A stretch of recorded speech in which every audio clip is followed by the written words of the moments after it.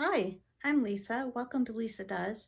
Today I'm going to try a 3-yard quilt. I have this adorable fabric that I had left over from the backing of a quilt, and I wanted to use it up and use most of it up and feature it in a quilt. I didn't want to cut it up too small because it's such a large print. So I decided to try out one of the quilts from this book, the Easy Peasy 3-Yard Quilts by Fabric Cafe, Donna Robertson. And I've seen quite a bit of their stuff on YouTube, and I just wanted to see how it would work. So the quilt I chose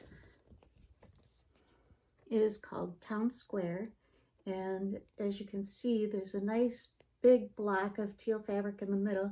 That's what I'm going to use for my feature fabric. I've already done all of the cutting. I had my extra fabric from that I showed you for my fabric 1, and the fabric 2 is the blue, and the fabric 3 is the green. Now, I have a lot of extra of this because I didn't know how much I was going to have left over. But as you can see from these two pieces, this is all I have left over from doing the cutting for the other 2 fabrics. This means that there's not much waste, but there's also not a lot of room for error, so you have to be really careful when you cut. The cutting instructions seemed very clear, and I'm all ready to go. Donna Robertson likes to make her quilts using strip piecing, and so we are going to make our first strip assembly unit using 1 each of our medium cuts of fabric 2 and 3. I can't really give you the cutting information because it's not my pattern, but we can sew together.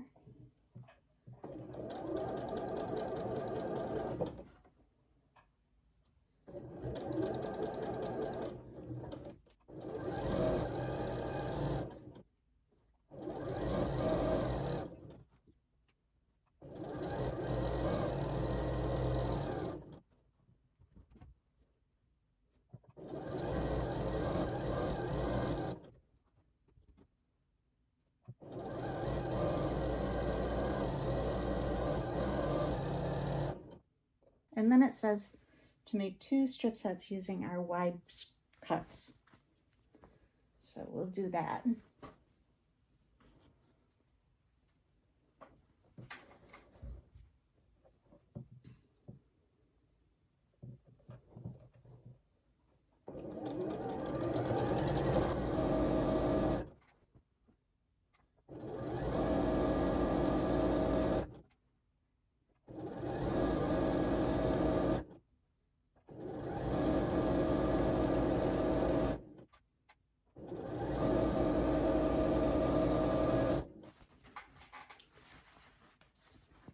And now we can cut them apart and press them.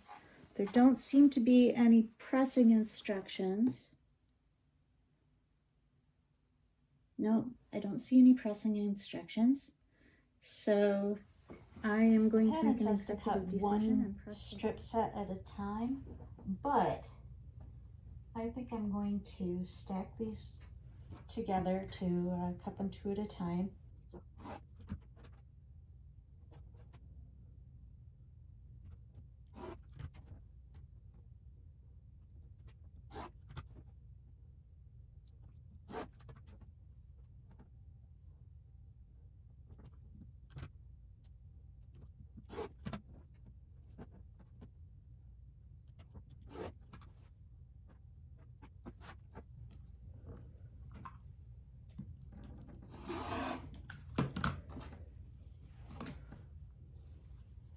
And this is all we have left.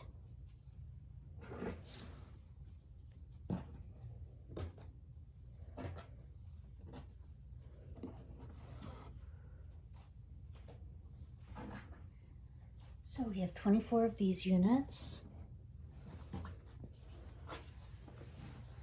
And we need 24 units from this.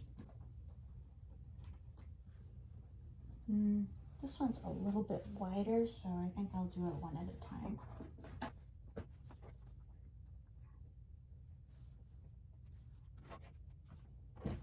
As you can see, this is wider when it's open. It's wider than my ruler is tall. I could use my 24-inch ruler, but I feel like I have more control with this one. So I'm going to cut this one at a time.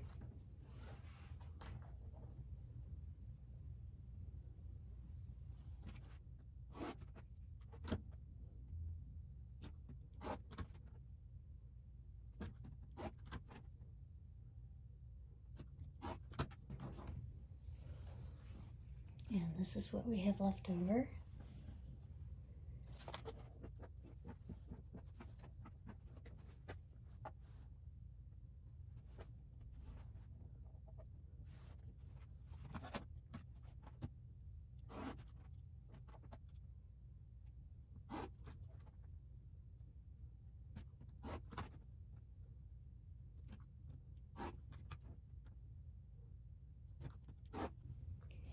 And now we're all done. We have 24 of each width of strip set cut.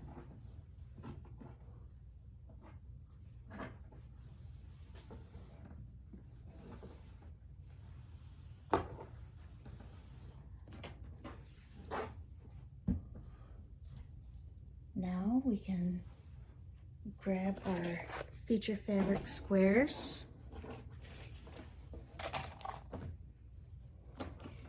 and head back to the sewing table.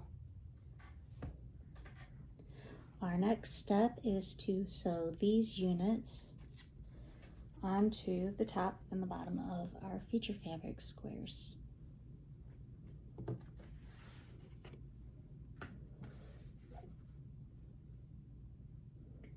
We want to be consistent because all 12 of these blocks are the same block.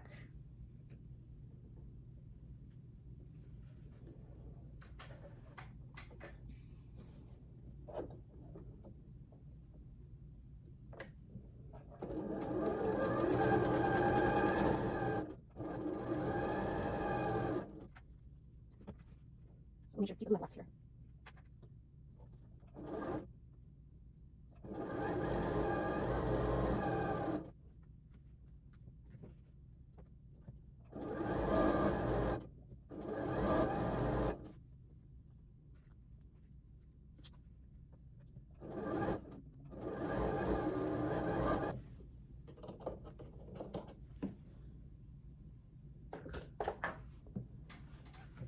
And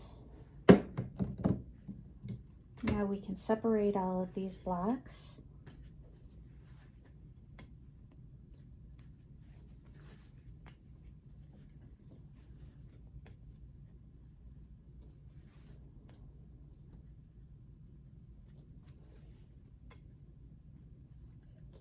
This seems like it would be a very good quilt for a beginner because there aren't that many pieces, there aren't that many seams, and it's a good chance to practice your cutting and strip piecing skills. The next step is to add the rest of these down on the bottom edge of these units. So this opens like that, and we put it on opposite.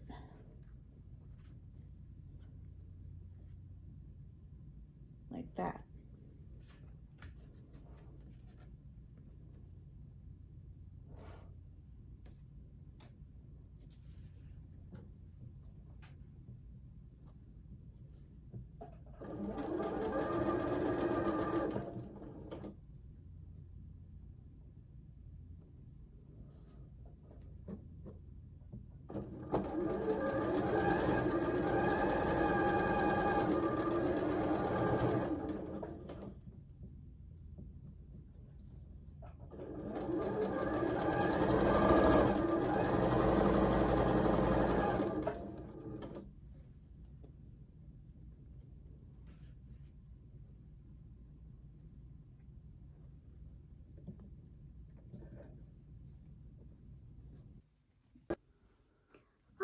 Here we are back at the machine,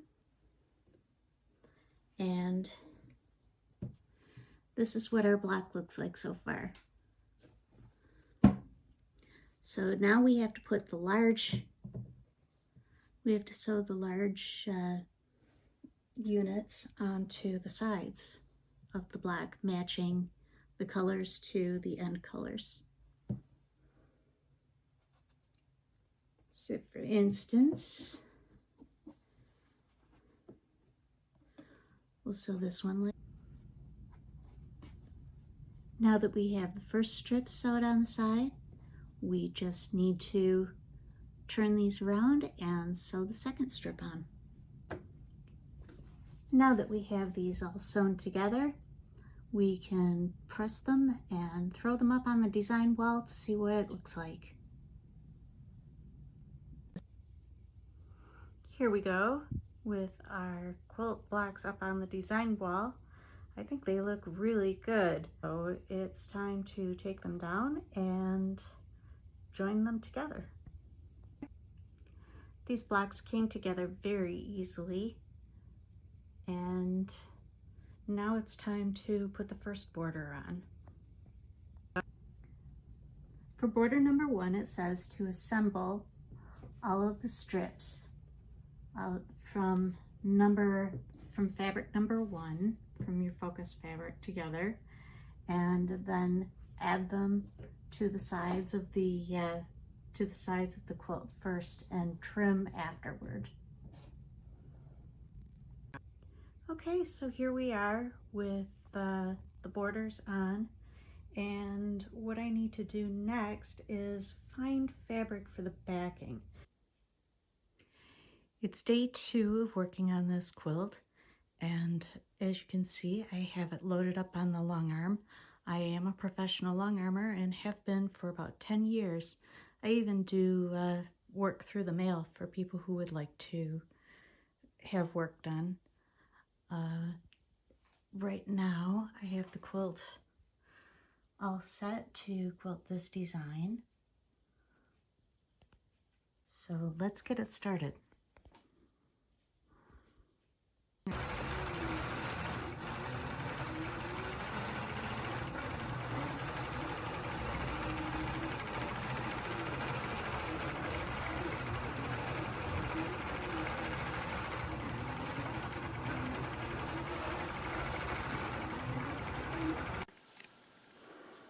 Here's our quilt all trimmed up and ready to go. Now we need to do the binding. Now the binding that is talked about in the book and that we have the fabric for is called an economy binding, which means that it's only one layer of fabric. I've never done one before, so this will be a good test.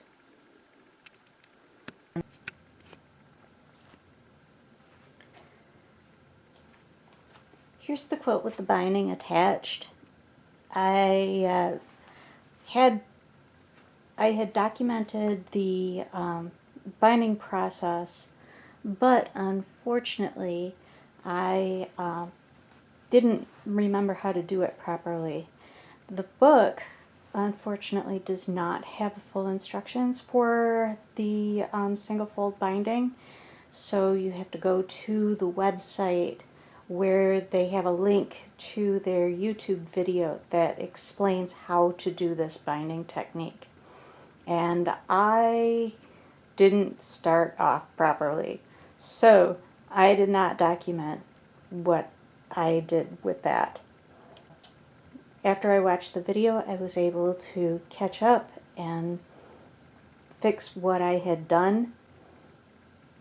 However, the binding turned out very well, and the quilt is finished.